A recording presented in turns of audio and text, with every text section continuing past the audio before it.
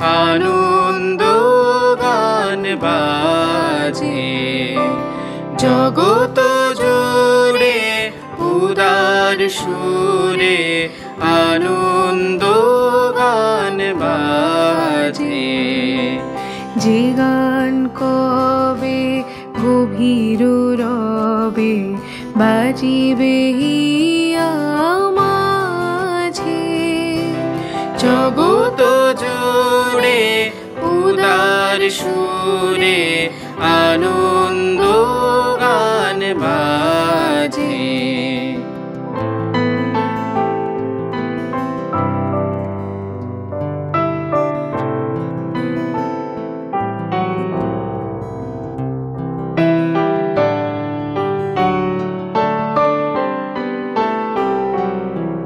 বাতাস জল আকাশ আলো সবারে কবে বাসিব ভালো। বাতাস জল আকাশ আলো সবারে কবে বাসিব ভালো। হৃদয় সভা জুড়িয়া তারা বসিবে নানা সাজে। হৃদয় সভা জুড়িয়া তারা বসিবে নানা সাজে। জগত জুড়ে উদার সুরে আনন্দ গান বাজে।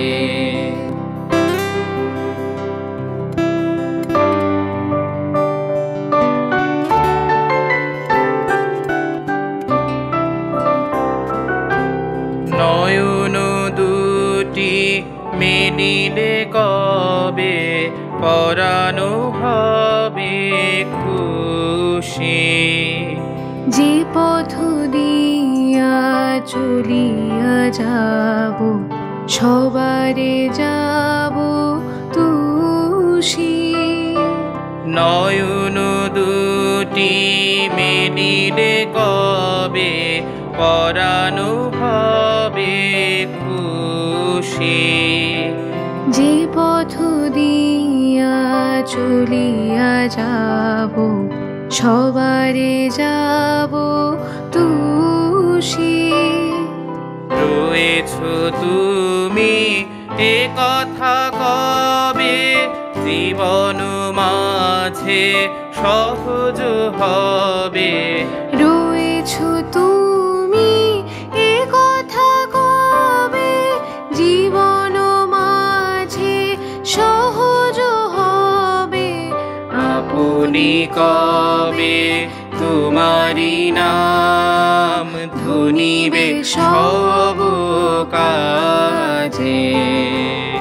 আপনি কবে তোমারি নাম ধুনিবে সব কাজে। জগত জুড়ে উদার সুরে আনন্দ গান বাজে। জগত জুড়ে উদার সুরে আনন্দ গান বাজে। যে গান কবে গভীর রবে বাজিবে হিয়া মাঝে। জগত জুড়ে উদার সুরে আনন্দ গান বাজে। অসাধারণ পরিবেশনা তোমাদের। আবার একটা নতুন রবীন্দ্র জয়ন্তী, আবার নতুন করে রবীন্দ্র ভাবনা, রবীন্দ্রনাথকে নিয়ে পরিকল্পনা আমাদের।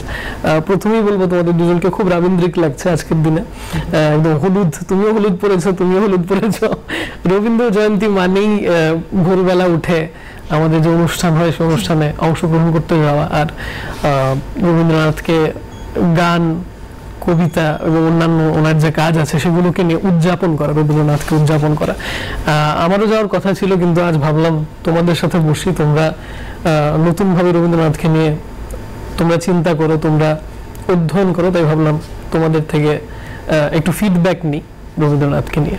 তো যেহেতু এই আমরা কিছুদিন আগে নববর্ষ কাটালাম, আর আজ বিভিন্ন জায়গায় রবীন্দ্রনাথকে নিয়ে বিভিন্ন ধরনের অনুষ্ঠান হবে এবং বিভিন্নভাবে মানুষ উদযাপন করবে রবীন্দ্রনাথকে, তাই একটু এক্সকিউজ মি, আমি এক্সট্রিমলি সরি, একটা ফোন কল আসাতে, আরে হ্যালো, হ্যাঁ হ্যাঁ এক্সট্রিমলি সরি, আমি একটা অনুষ্ঠানে আটকে গেছি। অ্যাকচুয়ালি আমার খুব কাছের দুজন মানুষ, খুব প্রিয় দুজন মানুষের সাথে অনুষ্ঠানে বসেছি আজ দূরদর্শনের পর্দায়। রবীন্দ্র কানন তো আজ এখন যাওয়া হবে না, কিন্তু বরঞ্চ আমরা যদি তোমাদের পাই তাহলে হয়তো আরেকটু আমাদের খুব ভালো ব্যাপার, খুব ভালো ব্যাপার। তাহলে প্লিজ আপনারা এই অনুষ্ঠানে এখন আসুন, আমাদের সাথে অংশগ্রহণ করুন, আমরা একটু নতুন করে রবীন্দ্র ভাবনা, রবীন্দ্রনাথকে নিয়ে চিন্তা করি। আপনারা আসছেন, দারুণ ব্যাপার, দারুণ ব্যাপার। ততক্ষণে আমরা এক কাজ করি, আমরা একটা গান শুনে নিচ্ছি আপনারা আস্তে আস্তে, তাই তো? কে গান শোনাবে বলো, ত্রিদীপ না অচিস্মিতা? তুমি শোনাচ্ছি, ঠিক আছে, তোমার থেকে এখন একটা গান শুনো।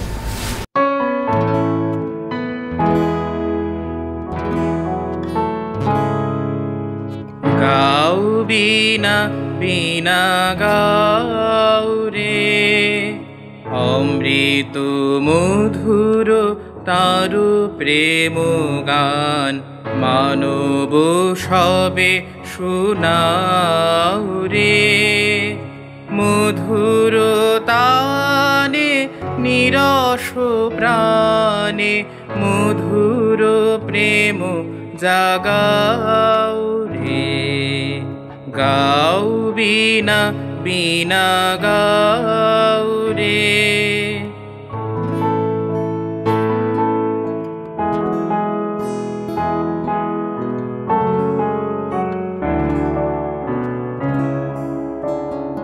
ব্যথা দিও না কাহারে, ব্যথিতের তরে, পাষাণু প্রাণ কাঁদাও রে। নিরাশের কহ আশার কাহিনী, প্রাণে নব বল দাও রে। ব্যথা দিও না কাহারে, ব্যথিতের তরে, পাষাণু প্রাণ কাঁদাও রে। নিরাশের কহ আশার কাহিনী, প্রাণে নব বল দাও রে।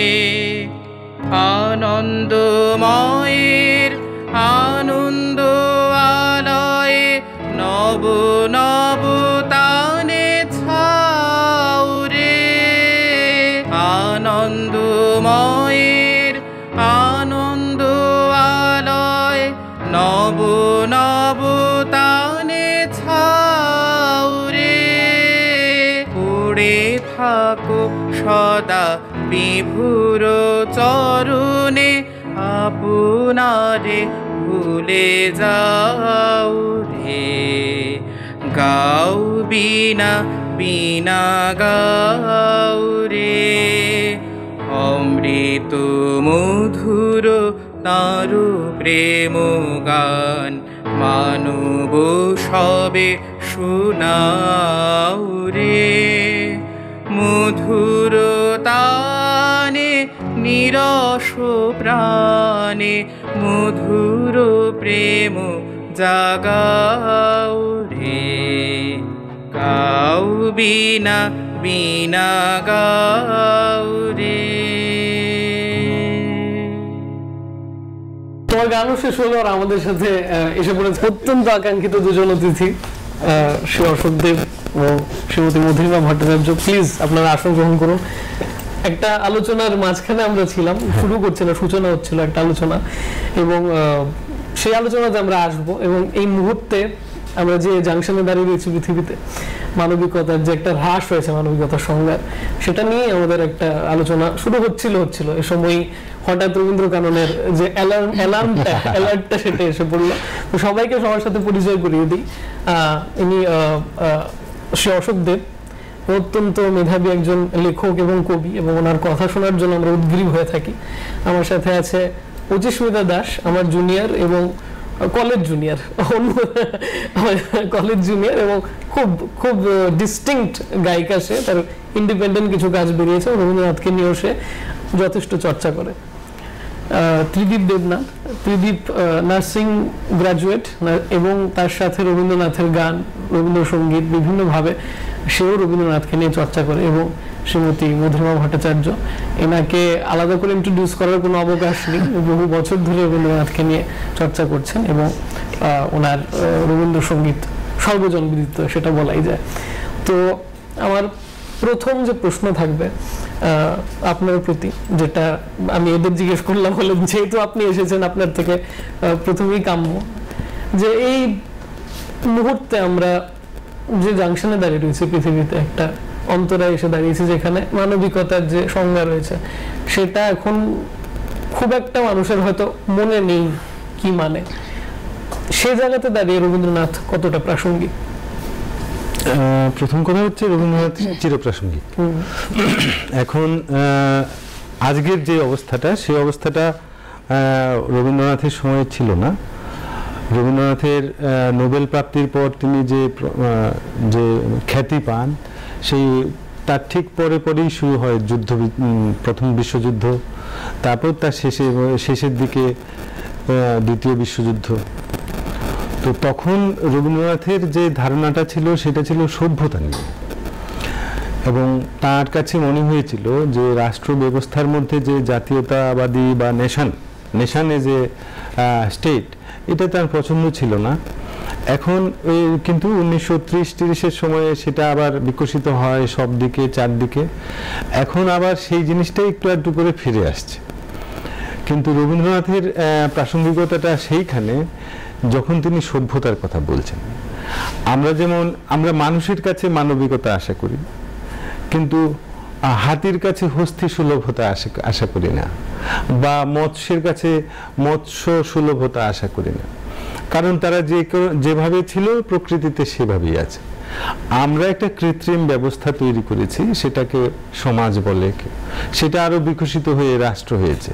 সেই রাষ্ট্র নির্মাণের ক্ষেত্রে একজন কবির ভাবনা ছিল যে এটা সকলের জন্য মঙ্গলদায়ক হবে এবং সকলের অংশগ্রহণের মাধ্যমে হবে, এবং তিনি ছোট ছোট করে সেটা করার চেষ্টা করেছেন। বিভিন্ন জায়গায় তার জমিদারিতে তিনি অর্থনৈতিক বিকাশের জন্য ব্যাংক করেছেন, সমবায় ব্যাংক করেছেন। শান্তিনিকেতনে একটি এরকম প্রতিষ্ঠান তৈরি করতে চেয়েছেন যে প্রতিষ্ঠানের কৃত্রিমতা তাকে ছোটবেলা থেকে ভাবাচ্ছিল।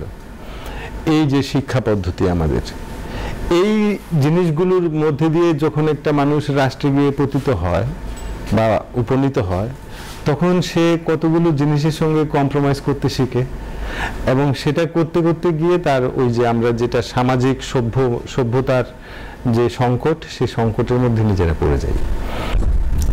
আর আজকের জিনিসটা হচ্ছে যে একটা এমন বিপ্লব হয়ে গেছে যে বিপ্লবটা আগে অভাবিত ছিল, তথ্য বিপ্লব।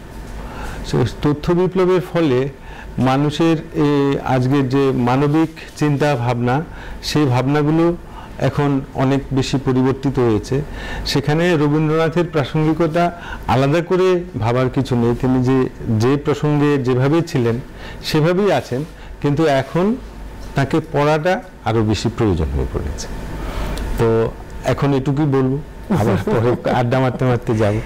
ঠিক, এবং সেই প্রাসঙ্গিকতাটা হয়তো যুগান্তর তো হতেই থাকে, এবং তার সাথে সাথে আমাদের প্রতিটা বিষয়ের প্রাসঙ্গিকতা হয়তো আলটিমেটলি আপেক্ষিক বলা যায়, কিন্তু কিছু সনাতন কিছু সত্য থাকে বা সনাতন কিছু প্রবৃত্তি থাকে মানুষের, যেটা হয়তো যুগ থেকে যুগান্তরে একই থেকে যায়।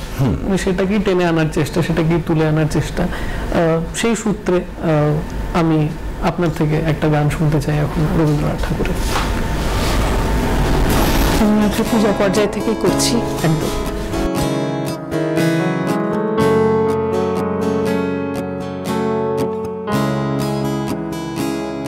মোরে ডাকে লয়ে যাও মুক্ত দ্বারে, তোমার বিশ্বের সভাতে মোরে ডাকে লয়ে যাও মুক্ত দ্বারে, তোমার বিশ্বের সভাতে মোরে ডাকে লয়ে যাও।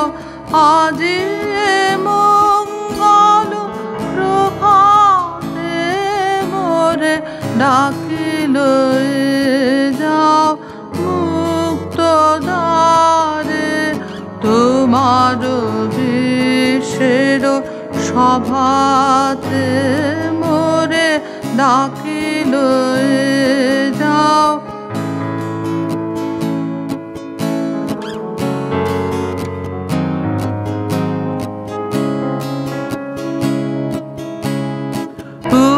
উদয়গিরি হতে উঠছে কাহ মোরে, তিমির লয় হলো দীপ্তি সাগরে। উদয়গিরি হতে উঠছে কাহ মোরে, তিমির লয় হলো দীপ্তি সাগরে।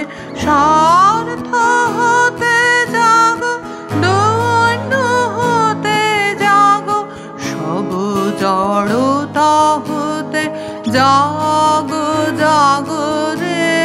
সতেজ উন্নত শোভাতে মোরে ডাকে লয়ে যাও মুক্ত দ্বারে, তোমার বিশ্বের সভাতে মোরে ডাকে লয়ে যাও।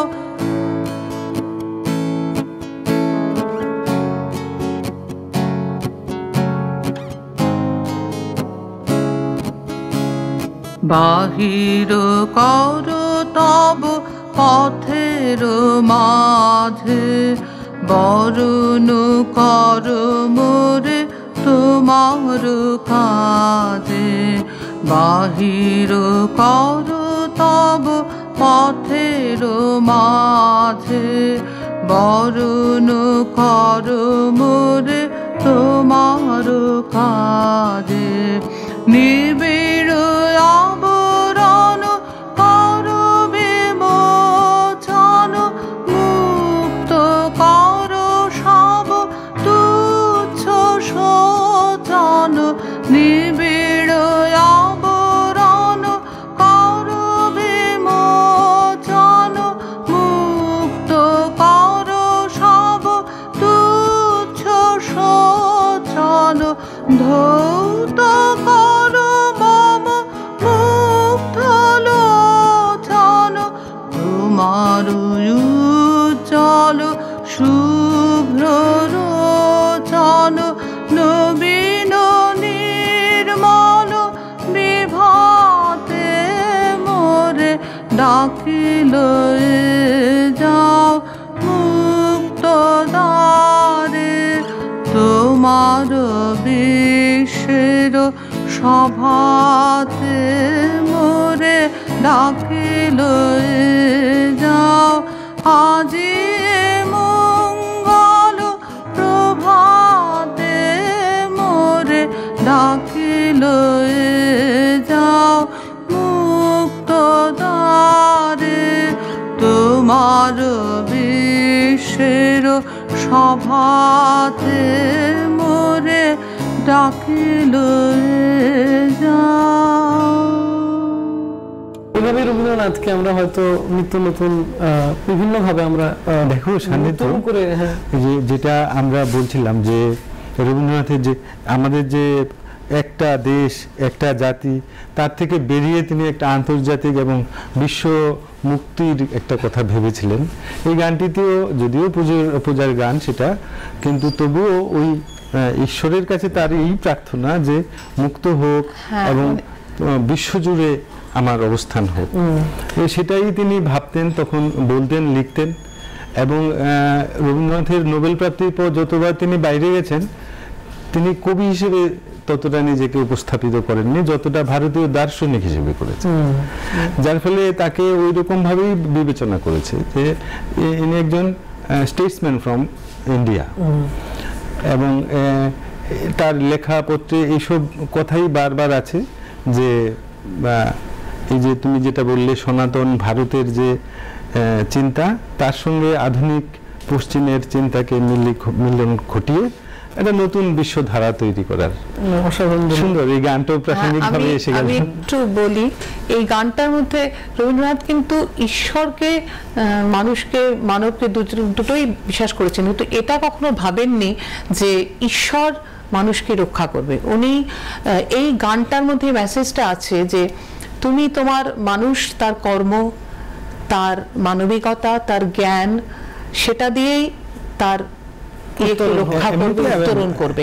এই যে মুক্ত দ্বারে পৌঁছে দাও আমাকে, ওইটাই মানে সেভাবে আমাদের যে মানে ধারণার মধ্যে যে ঈশ্বর, রবীন্দ্রনাথের মধ্যে সেই ঈশ্বরের উপস্থিতি নেই, কারণ তিনি তাত্ত্বিকভাবে তো ব্রাহ্মণ ছিলেন।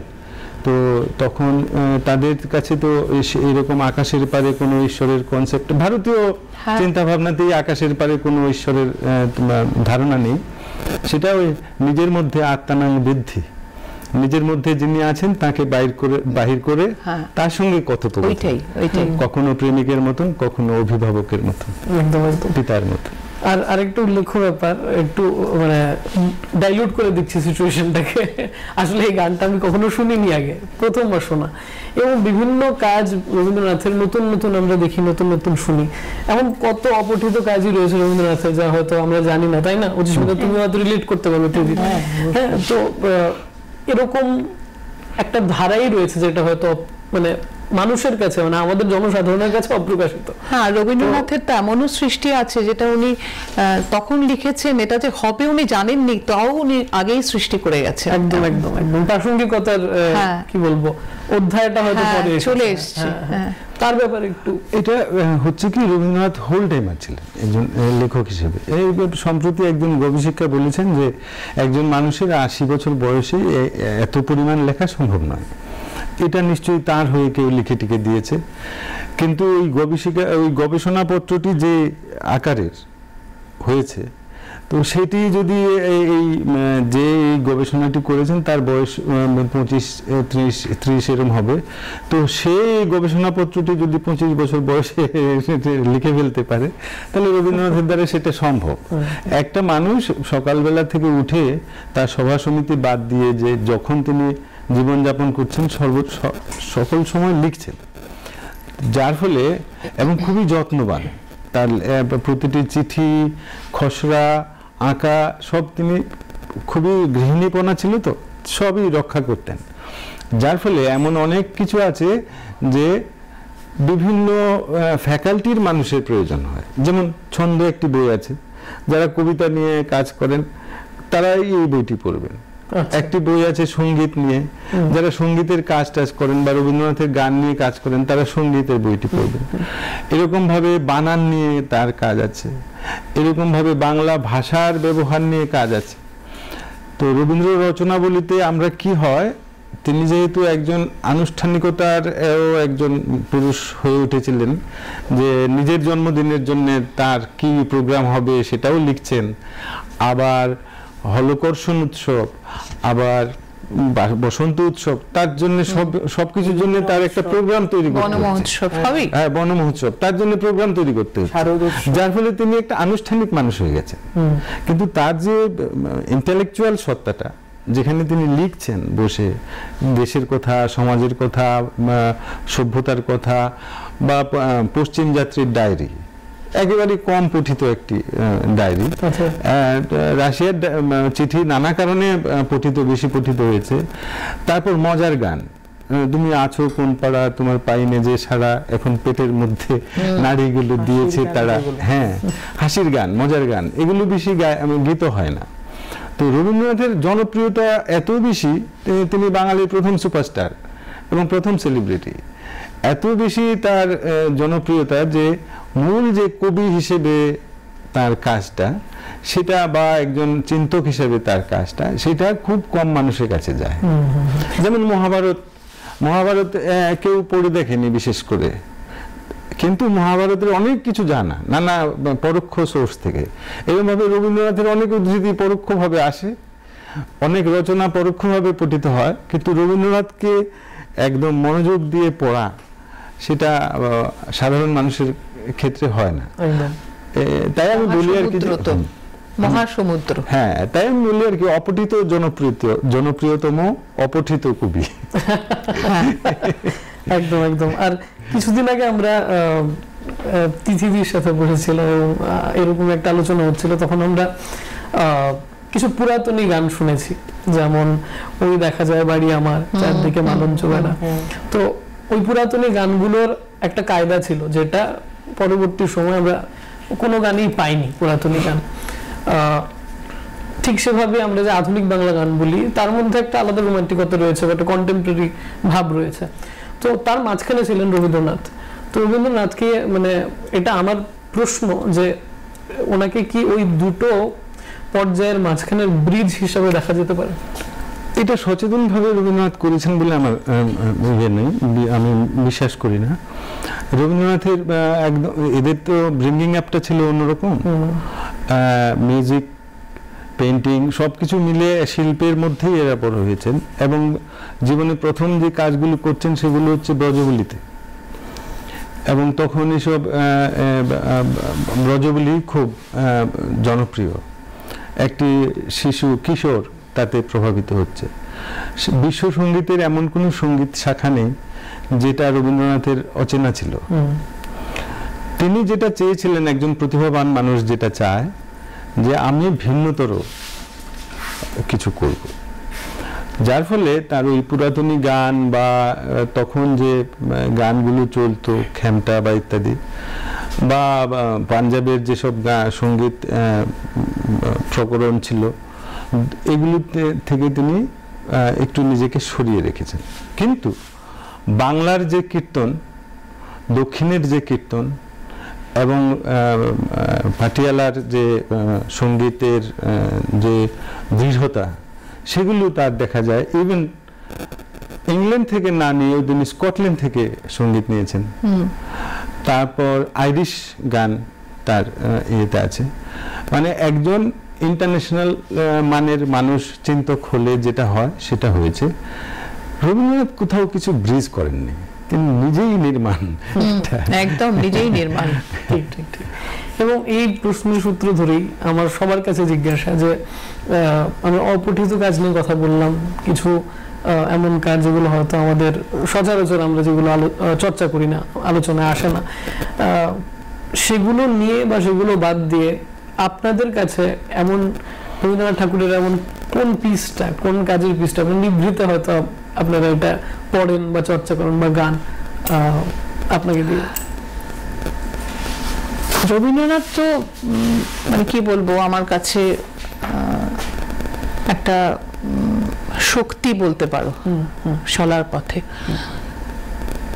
আমি একটা লাইন গানের কলি দিয়ে মানে বোঝাচ্ছি যে আমি মানে মানে কিভাবে আমি উনাকে, যেমন গানের ভিতর দিয়ে যখন দেখি ভুবন খানি, তখন তারে চিনি, আমি তখন তারে জানি, গানের ভিতর দিয়ে যখন দেখি ভুবন খানি। তো আমি তো কবিতা পাঠ করি না, কি মাত্র করি না, আমি গানের ভিতর দিয়েই উনার সৃষ্টি, উনার ওটা দিয়েই আমি আমার ভুবনকে দেখি, আমার ভেতরকে দেখি, আমার চলার পথের সাথী। একদম ওইটাই আমার অন্তরের কথা আর কি। বাহ, দারুণ। আমিও মধুরিমা ম্যাডাম যেই কথাগুলো বললেন যে রবীন্দ্রনাথকে আমি যেহেতু গান নিয়ে মূলত চর্চা করি, তো উনি যেরকম বললেন গানের ভিতর দিয়ে যখন দেখি ভুবনখানি, তেমন রবীন্দ্রনাথ আমার কাছে নিভৃত প্রাণের দেবতা। যেমন আমি এই গানটাই দিয়ে একটু করছি।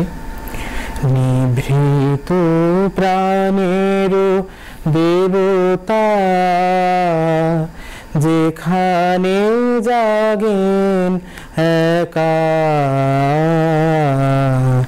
ভক্ত সেথায় খোলো দ্বার, আজ নব তার দেখা।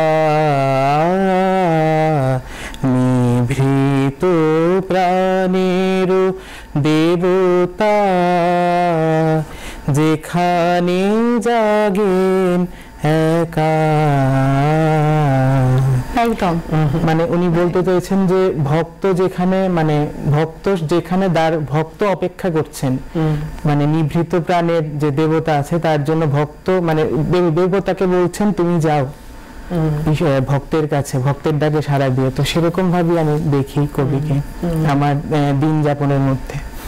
সারাদিন শুধু বাহিরে ঘুরে ঘুরে, সারাদিন শুধু বাহিরে ঘুরে ঘুরে। তো ওজস্বিতা, আমি মধুরিমা ম্যাডামের ত্রিদীপের সাথে একই মত। আমার সেরকম রবীন্দ্রনাথ নিয়ে যদি বলতে যাই আমার নলেজ অনেকটাই কম পড়বে, কিন্তু আমি যখনই সময় পাই আমি রবি ঠাকুরের গান শুনি এবং রবি ঠাকুরের গান গাই। তো গানটা নিয়েই আমি আছি, রবি ঠাকুরের গান নিয়ে। তুমি ওনার একটা পার্টিকুলার গান তুমি বলছিলে তোমার খুব ভালো লাগে, সেটা কি আজ শুনতে পারি এখন? একদম। কোন গানটা তুমি বলছিলে? আমার ঠিক খেয়াল নেই।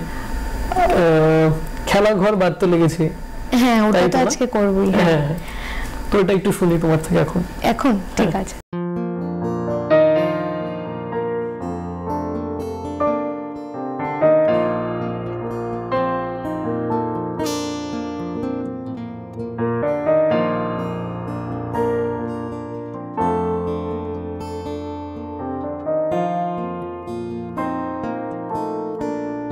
খেলা ঘর বাড়তে লেগেছি আমার মনের ভিতরে, খেলা ঘর বাঁধতে লেগেছি। কত রাত তাই তো জেগেছি, বলবো কি তোরে, খেলা ঘর বাঁধতে লেগেছি।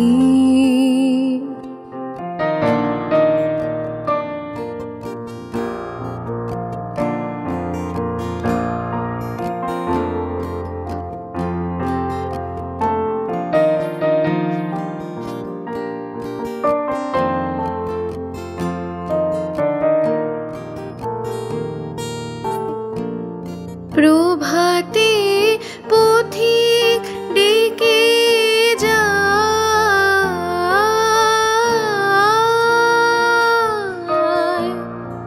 অবসর পাইনি আমি হায়। প্রভাতে পথিক ডেকে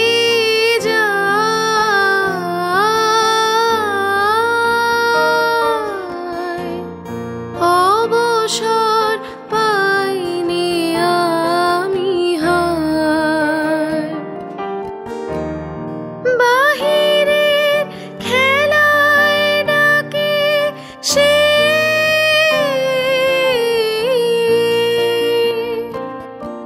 যাব কি করে, খেলা ঘর বাঁধতে লেগেছি।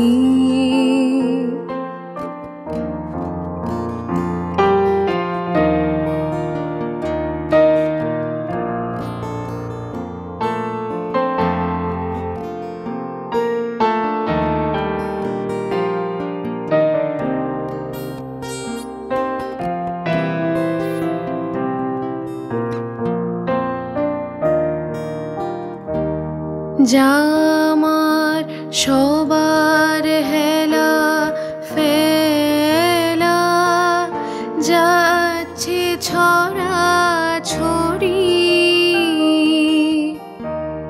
পুরনো ভাঙা দিনের ঢেলা তাই দিয়ে ঘর গড়ি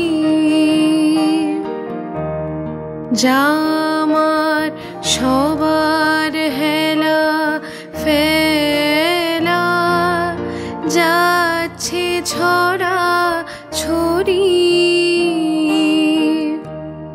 পুরনো ভাঙা দিনের ঢেলা তাই দিয়ে ঘর গড়ি যে আমার নতুন খেলার জন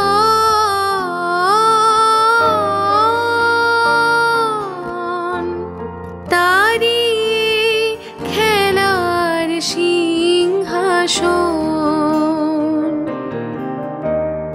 যে আমার নতুন খেলার জন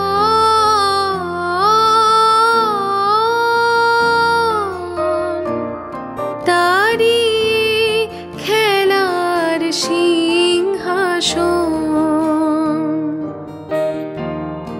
ভাঙারে জোড়া দেবে সে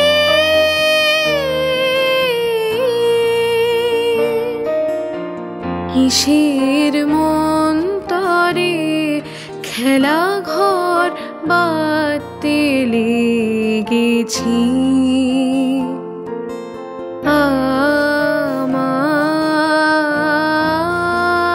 আমার মনের ভিতরে খেলা ঘর বাঁধতে লেগেছি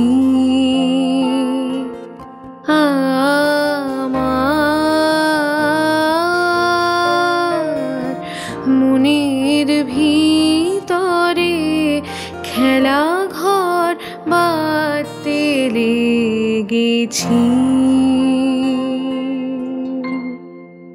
মিষ্টি, খুব মিষ্টি গাইলে। ভাঙারে জোড়া দেওয়ার কারো সত্যি প্রয়োজন এই মুহূর্তে। যে আলোচনা আমরা ছিলাম ওই আলোচনায় ফিরে যাই। রবীন্দ্রনাথ আমার কাছে কেমন ডিস্টার্বিং মানুষ, ডিস্টার্বিং মানুষ। আচ্ছা, খুব ডিস্টার্বিং। কারণ হচ্ছে ইনি এমন ভাবে দাঁড়িয়ে আছেন যারা সাহিত্যকর্ম করে বা জীবনে প্রথম লিখতে শুরু করে এই পাহাড় পেরিয়ে গিয়ে তারপর তার যে নিজের সত্তা সেটাকে প্রকাশ করতে হয়। এবং বাংলা ভাষায় বহু বহু এই মুহূর্তে লক্ষ লক্ষ কবিতা লেখা হচ্ছে, কিন্তু যখন প্রস্তুতি পর্যায়টা থাকে এই মহাসমুদ্র সাঁতার কাটতে হয় এবং এমন কোনো উপমা এমন কোনো কাজ নেই যে তিনি কোনো না কোনোভাবে করে যাননি। এক, দু নম্বর হচ্ছে খুব কনফিউজিং। তিনি মিশরে একরকম বলছেন, আবার রোমে গিয়ে আরেক রকম বলছেন, রাশিয়া গিয়ে আরেক রকম কথা বলছেন। এটা খুব স্বাভাবিক। একজন মানুষের কাছে সর্বত্র সব সময় একই রকম কথা একই রকম এটা আশা করা ঠিক নয়। এবং কোনো কবির কাছে তার এই যে বিভিন্ন বহুচারিতা, তার সময়ের সঙ্গে সঙ্গে সেন্সিটিভ মানুষ বদলে যায়। তো যার ফলে তার গদ্য ভাষা, এই যে সুললিত প্রায় কবিতার মতন গদ্য ভাষা, তার নাটক, এই সব কিছু পেরিয়ে একজন সাহিত্যকর্মীকে যেতে হয়। এবং রবীন্দ্র বিরোধ নিয়ে বহুদিন কাজ হয়েছে, মানে দ্বিতীয় বিশ্বযুদ্ধের পর থেকেই রবীন্দ্রনাথের যে কাজ, সেই কাজের যে সুললিত সৌন্দর্য, সেটার বাইরে যে আমাদের যে কদর্যতার সৌন্দর্য, সেটা নিয়েও কাজ করতে হয়েছে। এখন আর তার সমাজ নেই, এখন আর তার সভ্যতা নেই, এখন কাজ করতে গেলে খুব কঠিন হয়ে যায়। তার জন্য ইনি একজন ডিস্টার্বিং মানুষ। একদম একদম ডিস্টার্বিং মানুষ। সেটা অবশ্যই, সেটা সত্যি যে প্রতিটা শিল্পীরই ওই বেঞ্চমার্কটা ক্রস করে তারপর তার যে সত্তা আছে, অস্তিত্ব আছে, সেটা সে হয়তো চেষ্টা করতে পারে। Disturbing not in the negative sense, না ডেফিনেটলি না, ডিস্টার্ব প্রয়োজন আমাদের। আমরা ওই ওরে নবীন ওরে আমার কাছে আধ মরাদের ঘা মেরেছে, তো ওই ঘাটা না পড়লে হয়তো আমরা আমাদের কোনো কাজই হবে না, সৃষ্টি হবে না, কিছু হবে না। এই বিষয় থেকেই আমি একটু চলে যাচ্ছি, শিফট করছি, কারণ খুব প্রাসঙ্গিক ব্যাপার যে আমাদের এই মুহূর্তে বিশ্ব শান্তির যে একটা আবহাওয়া এত বছর আমরা গড়ে তুলেছিলাম, সবাই মিলে, সমস্ত দেশ এবং সমস্ত রাষ্ট্র মিলে আমরা একটা বিশ্ব শান্তির একটা বাতাবরণ আমরা গড়ে তুলেছিলাম। এই মুহূর্তে সেটা থ্রেটেন বলা চলে, কারণ বিভিন্ন দেশে বিভিন্ন অঞ্চলে একটা যুদ্ধের আবহ তৈরি হচ্ছে এবং মানুষ মানুষের প্রতি যে সহিষ্ণুতা, সেটা এখন মনে করা হচ্ছে যে খুব ব্যাকডেটেড একটা কনসেপ্ট। সহিষ্ণুতা, টলারেন্স খুব ব্যাকডেটেড একটা কনসেপ্ট। আমরা ইতিমধ্যে আমাদের ভারত সরকার অন্যান্য দেশে যে যুদ্ধগুলো হচ্ছে সেগুলোকে ক্ষান্ত করার অনেক প্রয়াস করেছেন, কিন্তু কেউ কারো কথা শুনছে না। হয়তো কোনো একটা জায়গায় দাঁড়িয়ে এই মুহূর্তে আমরা একটা দার্শনিক নেতৃত্ব নিচ্ছি বটে, কিন্তু সেটা কতদিন বিশ্বে টিকিয়ে রাখা যাবে যদি মানুষের মধ্যে সহিষ্ণুতার কনসেপ্ট আবার ফুটে না ওঠে, সেটা অত্যন্ত গুরুত্বপূর্ণ প্রশ্ন। রবীন্দ্রনাথ একজন শান্তির বাহক ছিলেন, সেই সূত্রে আপনার কি মতামত? একটা জিনিস বলি, রবীন্দ্রনাথকে যদি সেভাবে ভাবা হয় তাহলে কথা বলা অন্যায় হবে না যে রবীন্দ্রনাথ হচ্ছেন উপনিষদের শেষ ঋষি। উপনিষদের একটি ঔপনিষদিক শব্দ নিজে না লিখে উপনিষদের উত্তরাধিকার বহন করে তিনি যে কথাগুলি বলেছেন সেটার মধ্যে বারবারই আমাদের উপনিষদে উচ্চারিত হয়েছে শান্তি শান্তি শান্তি, ত্রিবিধ বিঘ্নের শান্তি হোক। এখন এই ত্রিবিধ বিঘ্নের মধ্যে একটা হচ্ছে এই ভৌত বিঘ্ন, আমাদের যে পৃথিবীর ক্ষমতা, এসব এর সঙ্গে জড়িত। বিশ্ব শান্তি কখনো হয়নি। দ্বিতীয় বিশ্বযুদ্ধের পর যেটা হয়েছে সেটা হচ্ছে আপাত শান্তি, কম্প্রোমাইজ, এবং সেটা আরো ভয়ঙ্কর ছিল শীত যুদ্ধ, যেটা মানে ঠান্ডা লড়াই, যেটা ছিল কোল্ড ওয়ার। আর এখন যেটা হচ্ছে সেটা ক্ষুদ্র ক্ষুদ্রভাবে আফ্রিকান দেশগুলোর মধ্যে হচ্ছে, নিজেদের মধ্যে হচ্ছে, আবার আমাদের মিডল ইস্টে হচ্ছে, সর্বত্র কি কনভেনশনাল ওয়ার হচ্ছে না ঠিক, কিন্তু মানুষ মানুষকে মারছে। রবি ঠাকুর যেটা করতে চেয়েছিলেন সেটা হচ্ছে এমন একটা বিশ্বাস, এমন একটা সুন্দরের বাতাবরণ তৈরি করা যেখানে আমাদের যে আবহমান মানুষের মূল্যবোধ এবং গৌণ যে ধর্মগুলো, বাউল, সুফি, এবং এই ধর্মগুলির মধ্যে বেশি বেশি করে এমফাসাইজ করা। এই ধর্মগুলোর কোনো বই নেই, এবং বই নেই বলে এদের কোনো নির্দেশিকাও নেই, এবং এই নির্দেশিকা যুক্ত যে বইগুলো আছে সেই বইগুলোর মধ্যে নানা কারণে হিংসা, নানা ভাবে এটা দেওয়া আছে। কিন্তু এই ধর্মগুলো যারা গীতি নির্ভর ধর্ম, যারা প্রেম নির্ভর ধর্ম, সেই ধর্মগুলোর মধ্যে রবীন্দ্রনাথ শান্তি খুঁজতে গিয়েছিলেন এবং সেই সব সঙ্গীত নিজের সঙ্গীতে এনেছেন, সেই সব কথা নাটকে বলেছেন, এবং প্রতিটি কবি সাহিত্যিক সেটাই ভাবেন যে এমন একটা সুন্দর পরিবেশ তৈরি হোক যার মধ্যে শান্তি অটোমেটিক। এখন ঘটনা হচ্ছে কোনটা সুন্দর, একটা সুন্দর একটা নির্মিত বাড়ি সুন্দর না তাকে ভেঙে ফেললে সুন্দর, এটা মানুষকে ঠিক করতে হবে। এবং সেই বোধটা কি ফুটে ওঠাবার সম্ভব, কারণ মানুষ প্রথম দিন থেকে, যেদিন থেকে মানুষ নিজেরা এক হয়ে ভেবেছে যে আমরা 4-5 মিলে একটা গোষ্ঠী হব, সেই গোষ্ঠীর মধ্যে শেয়ার করে খাবো, তারপর যখন যখন কৃষি আবিষ্কার হয়েছে, তখন যখন ঠিক হয়েছে যে আমরা একটা সমাজ করে থাকবো, তখনও তো এই জিনিস ছিল না। যখন এই জায়গাটা আমার মালিকানাটা এলো, যখন অন্যদের উপর কর্তৃত্ব করার বিষয়টা এলো তখন এটা এসেছে। সেখানেও রবীন্দ্রনাথের একটি গান মনে পড়ে যে আপন হতে বাহির হয়ে বাইরে বাইরে দাঁড়া, বুকের মাঝে বিশ্বলোকের পাবিসারা। একদম এই কথাটার সঙ্গে মিলে যায়। তো আজকের যে রাজনীতি, আজকে রবীন্দ্রনাথের রাজনীতি যেরকম ভাবে রবীন্দ্রনাথ নিজের রাজনীতি ভাবতেন সেটা দিয়ে, সেটা খুবই কবির ভাবনা। তো সেটা দিয়ে হয়তো ভৌত রাজনীতি সম্ভব হবে না, কিন্তু সুন্দরের কথা, সত্যের কথা যেভাবে তিনি বলেছেন সেটার অনুশীলন বেশিরভাগ মানুষ করে। বেশিরভাগ মানুষ শান্তিকামী, বেশিরভাগ মানুষ সৎ, বেশিরভাগ মানুষ ভালোবাসে, প্রেমিক। কিছু কম লোক আছে যাদের কাছে বেশি বেশি অস্ত্র, হিংসা, ঘৃণা আছে, তাদেরটা দেখা যায় বেশি, লাউড বেশি।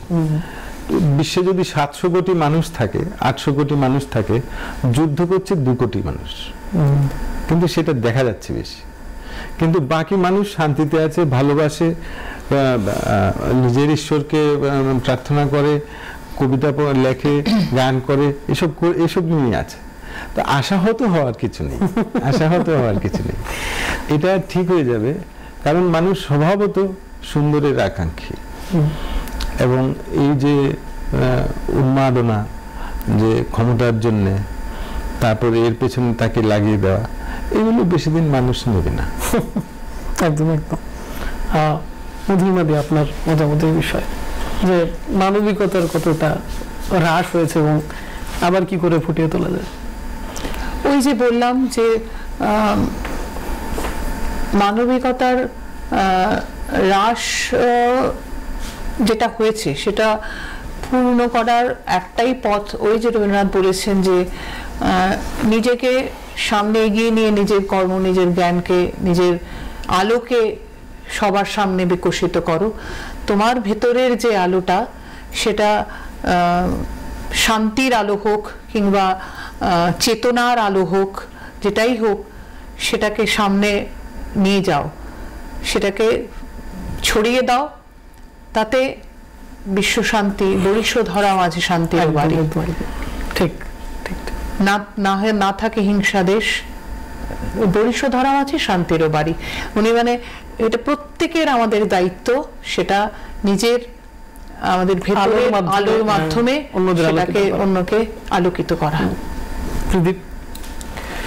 সেটাই, মানে আমাদের নিজেদের অন্তরাত্মাকে জাগাতে হবে। আমাদের যে অন্তরের মধ্যে যে আমরা কি করি, আমরা নিজের মধ্যে আমরা বিভিন্ন মন্দির মসজিদে যাচ্ছি, ধর্ম নিয়ে এত আলোচনা হচ্ছে, এত ধর্মে বিভেদ, হিন্দু মুসলিম সবকিছু হচ্ছে, কিন্তু নিজের মধ্যেই যে, মানুষের মধ্যেই যে আমাদের খুঁজতে হবে ঈশ্বরকে, সেটা আমরা কিন্তু ভুলে গেছি।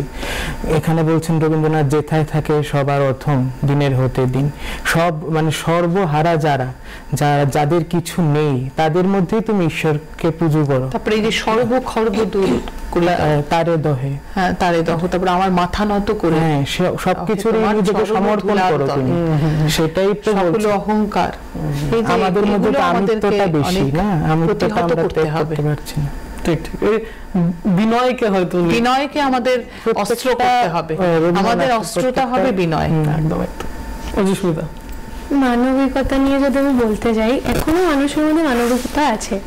আমরা এখনো যদি কোনো একজন অন্ধ মানুষ যদি রাস্তা পার হতে যায়, কিছু মানুষ আছে যারা ওনাকে সাহায্য করে পার হতে, আবার কিছু শতাংশ মানুষ আছে যারা সাহায্য করে না। বা আমাদের বাড়িতে যদি কখনো কেউ কাজ করতে আসে, তো আমরা ওনাকে এক গ্লাস জল অন্তত ওনাকে দিই, ওটাও মানবিকতার মধ্যেই পড়ে। তা আমার মনে হয় মানবিকতা এখনো শেষ হয়ে যায়নি। সে কিছু অল্প শতাংশ মানুষ আছে যাদের মধ্যে মানবিকতা নেই, কিন্তু ওটা আমাদের বিশ্বাস আছে যে তাদের মধ্যেও কোনো না কোনো দিন সেটা জাগ্রত হবে। তোমাদের গানের মাধ্যমে সেটা জাগ্রত করো, সেটা জেগে উঠুক।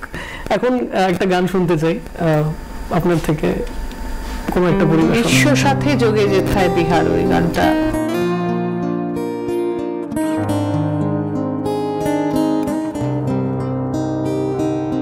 বিশ্ব সাথে যোগে যেথায় বিহার, সেইখানে যোগ তোমার সাথে আমার। বিশ্ব সাথে যোগে যেথায় বিহার, সেইখানে যোগ তোমার সাথে আমার। বিশ্ব সাথে যোগে যেথায় বিহার,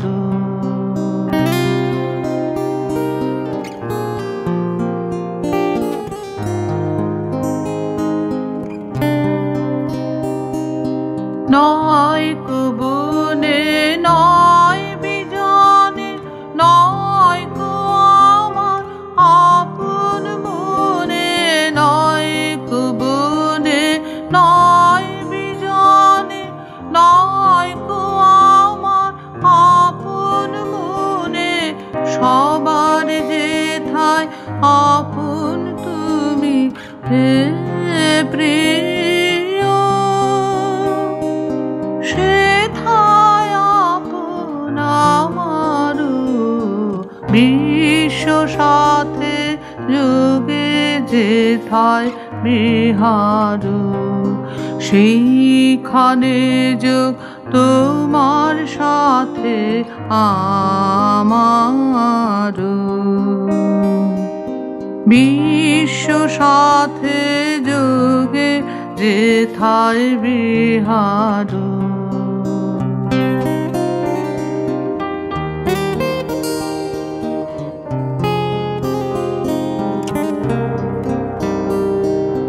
সবার পানে যেথায় বাহু অসার, সেইখানেতে প্রেম জাগিবে আমার।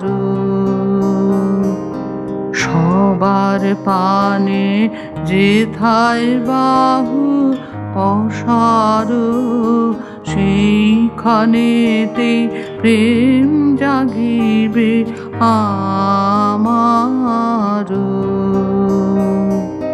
গোপনে প্রেম রয় না ঘরে, আলুর মতো ছড়িয়ে পড়ে। গোপনে প্রেম রয় না ঘরে, আলুর মতো ছড়িয়ে পড়ে। সবার তুমি আনন্দ ধন হে প্রিয়, আনন্দ সে আমার। বিশ্ব সাথে যোগে যেথায় বিহার, সেইখানে যোগ তোমার সাথে আমার। বিশ্ব সাথে যোগে যেথায় বিহার।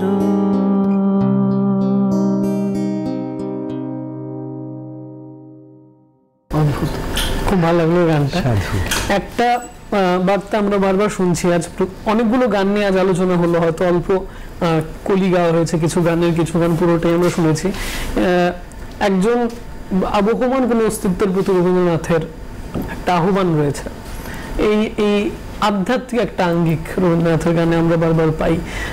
আধ্যাত্ম রবীন্দ্রনাথ আমরা জানি যে খুব ওতপ্রোতভাবে জড়িত, এবং একটু আগে আপনি বললেন যে উনি উপনিষদের বা বেদান্তের শেষ ঋষি তিনি। এই আধ্যাত্মের যে বার্তা, তার মাধ্যমে কি বিশ্বের প্রতিটা কোনায় পৌঁছে যাওয়ার কোনো পসিবিলিটি রয়েছে? যে কোনো প্রতিটি মানুষ, যে কোনো শিল্পী, কবি, সাহিত্যিক, যে কেউ আধ্যাত্মিক। এখন অধ্যাত্ম বলতে যদি আমরা কোনো প্র্যাকটিসিং ধর্ম না বুঝি, যদি একটি অনন্ত প্রেমকে বুঝি, একটি জীবনাতীত জীবনকে বুঝি, তাহলে প্রতিটি শিল্পী আধ্যাত্মিক। রবীন্দ্রনাথের ক্ষেত্রে বিষয়টি অন্যরকম ছিল, তখন নবজাগরণ হয়ে গিয়েছে, নতুন একটি ধর্ম চেষ্টা করা হচ্ছে, সেটা ব্রাহ্ম ধর্ম। সেখানে ঈশ্বরকে এতকাল চলে আসা বাংলায় এবং ভারতের কিছু কিছু মানুষের কিছু কিছু চাতুর্যের কারণে ঈশ্বর একজন হেডমাস্টার হয়ে উঠেছিলেন। তার হাতে একটি বেত আছে, তিনি মানুষের সব হিসেব নিচ্ছেন, তারপর তাকে শাস্তি দেবেন। এটা অপ্রেমিক ঈশ্বরের ধারণা তৈরি হয়েছিল, যদিও আবহমান ভারতের মূল যে অধ্যাত্ম চিন্তা সেটার মধ্যে এটা ছিল না। রবি ঠাকুর সেটাকে আবার ফিরিয়ে আনলেন এবং প্রেমিক ঈশ্বর, পিতা ঈশ্বর, ভালোবাসার যে জন, তাকে ঈশ্বর হিসেবে ভাবা। এই যে এতদিনের যে কবির থেকে শুরু করে বা তারও আগে যারা ছিলেন তাদের যে চিন্তায় যে ঈশ্বর, সেই ঈশ্বরকে তিনি আবার নতুন করে ভাবনা নিয়ে এলেন।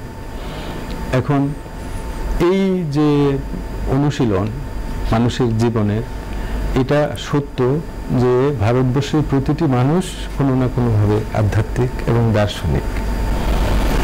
ইভেন গাড়ির পেছনে লেখা থাকে মানে চোখ খুললে সকাল, চোখ না খুললে পরকাল।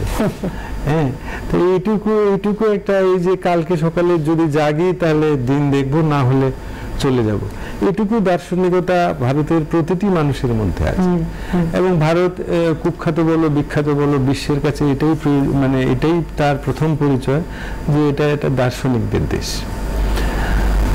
তো যদি বাইরে থেকে কোনোভাবে কোনো শক্তি মানুষের যে আবহমান যে প্রেম, পারস্পরিক প্রেম, সকল কিছুর মধ্যে ঈশ্বরকে দেখা, সকলের মধ্যে ঈশ্বরকে দেখা, তাকে বাইরে থেকে কোনো শক্তি যদি ভারসাম্যহীন না করে, তাহলে ভারতের এই আবহমানতা, এই অধ্যাত্ম চেতনা যাওয়ার কথা নয়, হারিয়ে যাওয়ার কথা নয়। যুগ যুগ ধরে চেষ্টা করা হয়েছে, যায়নি, ঠিক হারিয়ে যায়নি। কিন্তু রবীন্দ্রনাথদের চেষ্টাটি কেন বিকশিত হয়নি ধর্ম হিসেবে, বা কেন অনেক মানুষ ব্রাহ্ম হয়ে যায়নি, তার কারণ হচ্ছে এটার মধ্যে আচার কম ছিল। এটার মধ্যে আচার্যদেব রবীন্দ্রনাথ হতেন, তার আগে তার পিতা হতেন, তার আগে অন্য কেউ ছিলেন, এখনো এটার অনুশীলন হয়। কিন্তু ওই যে লোক ধরে এনে শিষ্যত্ব গ্রহণ করিয়ে তারপর এই যে আচার সর্বস্বতা, সেটা ছিল না। এটা বাদ দিলেও সাহিত্যিক কবি হিসেবে যে মানুষের যে মানবিক বোধ, মানুষের যে অন্যকে ভালো রাখার চেষ্টা, প্রেমিকের মধ্যে নিজেকে দেখা, সেটা রবীন্দ্র সাহিত্যের মধ্যে ছত্রে ছত্রে আছে। এবং তিনি সবচেয়ে বেশি অনুদিত ভারতে বাঙালি কবি হিসেবে বিশ্বে। তো তাকে যত বেশি পাঠ করানো যাবে বা পাঠ করব, আমরা যত বেশি অনুশীলন করব, আমাদের তত মঙ্গল হবে। একটা খুব সুন্দর কথা বললেন আপনি যে প্রতিটা শিল্পী কোনো একটা জায়গায় গিয়ে তার মধ্যে একটা আধ্যাত্মিকতা থাকে, এবং শিল্প যেহেতু কোনো শিল্প জিনিসটাই একটা বিশ্ববিস্তারিত একটা সাধনা, ওটা বিশ্বের প্রতিটা অঞ্চলেই শিল্পী রয়েছে, শিল্প রয়েছে, এবং তার সেখানে হয়তো একটা ব্যাপার এসে মিলে যাচ্ছে যে এই বিশ্ব প্রাণ বা এই একাত্ম হয়ে সাধনা করার। আর যে কোনো আঙ্গিকের শিল্পই তুমি ধরো, সেটা যদি ভেতর থেকে আত্মস্থ কিংবা আত্মিক সাধনা না আসে, তাহলে তো সেটা তো একটা জায়গাতে ওই একই জায়গায় গিয়ে ইয়ে হচ্ছে, সেটা আসবেই না। সেখানে আমাদের ওই জিনিসটা আসতেই হবে। তো আমরা হয়তো কোথাও একটা চাবিকাঠি পেয়ে গেলাম, অনেকগুলো চাবিকাঠি পেয়েছি আজ, গান, শিল্প, তার সাথে আধ্যাত্মিকতা, এই বিষয়গুলো একসাথে এসে হয়তো আমাদের কোনো একটা জায়গায়। একটা জিনিস একটু পরিষ্কার হয়নি, সেটা হচ্ছে যে স্পিরিচুয়ালিজম, লোকে বলে যে স্পিরিচুয়ালিজম আর রিলিজিয়ান সেম জিনিস, এটা সত্য নয়। রিলিজিয়ান হচ্ছে অনেকে মিলে একটা কাজ করার বিষয়, অনেকে মিলে একই রকমের মতাদর্শ বা একই রকমের মন্ত্রোচ্চারণ বা একই রকমের আচার করা। আর স্পিরিচুয়াল হচ্ছে সন্তানের প্রতি মায়ের প্রেম, ঈশ্বরের প্রতি প্রেম, প্রাণীর প্রতি প্রেম, ভালোবাসার সদ্বুদ্ধ, সেটা হচ্ছে স্পিরিচুয়ালিজম। একটা মানুষ নিজের সৎ কথাটা আরেকজনকে বলতে চায় কেন সে কবিতায় একটা কথা বলতে চায় আরেকজনকে? কারণ হচ্ছে সে কাউকে ভালোবাসে। কাকে? নিজেকে ভালোবাসে। কারণ একজন কবির প্রথম পাঠক হচ্ছে সে নিজে। একজন সুরকার প্রথম নিজেকে শোনান, তো আসলে আমার সঙ্গে আমার কথা সেটা অন্যকে সাক্ষী করা মাত্র। এই সাক্ষীটা তখনই সম্ভব হবে যদি আমার প্রেম যদি আউটব্রেম করে, মানে আমি যদি আধ্যাত্মিকভাবে অনেক বেশি শক্তিশালী। ঠিক ঠিক। বেদের প্রথম ঋষিরা তাদের বলা হতো কবি, আর কবি রবীন্দ্রনাথ আজ অশোকদা বললেন যে তিনি বেদান্তের একদম শেষ ঋষি, বেদান্তের উপনিষদের শেষ ঋষি। হয়তো উপনিষদে ওনার কন্ট্রিবিউশন একদম সোজাসুজি ভাবে নেই, কিন্তু তার কাজের মাধ্যমে সেটা ফুটে ওঠে।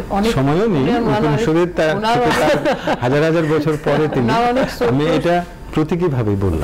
অবশ্যই অবশ্যই ওনার তো সৃষ্টিও আছে অনেক স্তোত্র না?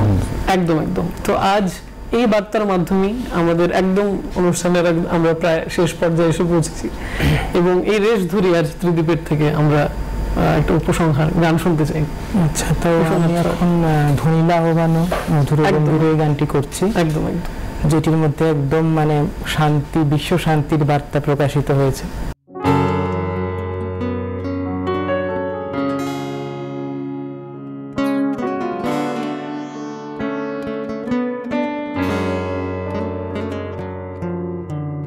নীল আহ্বান মধুর গম্ভীর প্রভাত অম্বর মাঝে, দিকে দিগন্তরে ভুবন মন্দিরে শান্তি সঙ্গীত বাজে। ধ্বনিল রে ধ্বনিল রে ধ্বনিল আহ্বান মধুর গম্ভীর প্রভাত অম্বর মাঝে, দিকে দিগন্তরে ভুবন মন্দিরে শান্তি সঙ্গীত বাজে। ধ্বনিল রে ধ্বনিল রে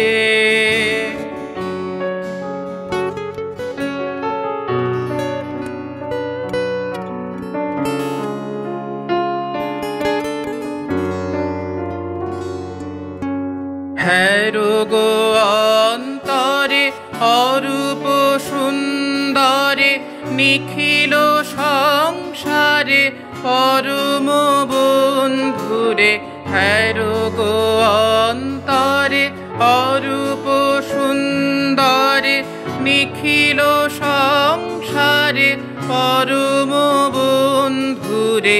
এসো আনন্দিত মিলন অঙ্গনে, শোভন মঙ্গল সাজে। ধ্বনিল রে ধ্বনিল রে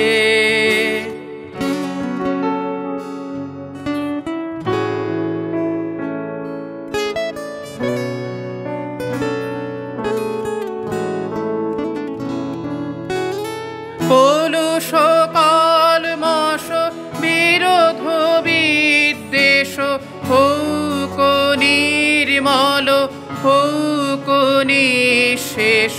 চিত্তে হোক যত বিঘ্ন অপগত, নিত্য কল্যাণ কাজে। পৌলুষ কালমশ বিরোধ বিদ্বেষ, হৌক নির্মল হৌক নিঃশেষ। চিত্তে হোক যত বিঘ্ন অপগত, নিত্য কল্যাণ কাজে। সরতরঙ্গিয়া গাও বিহঙ্গম, পূর্ব পশ্চিম বন্ধু সঙ্গম। সরতরঙ্গিয়া গাও বিহঙ্গম, পূর্ব পশ্চিম বন্ধু সঙ্গম। মৈত্রী বন্ধন পুণ্য মন্ত্র, পবিত্র বিশ্ব বিশ্ব সমাজে